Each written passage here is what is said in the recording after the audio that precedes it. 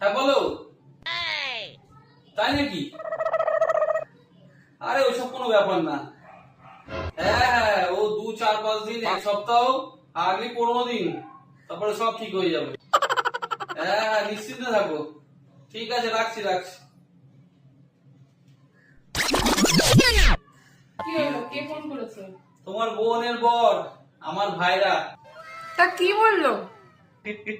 ভাইরা ফোন করে বললো তোমার বোনের সঙ্গে 3 দিন ধরে ঝামেলা হচ্ছে, আর বাড়িতে ঠিক মতো খেতেও দিচ্ছে না, আর ঘুমানো তো দূরের কথা, ভাইরা এখন ছাদে ঘুমাচ্ছে।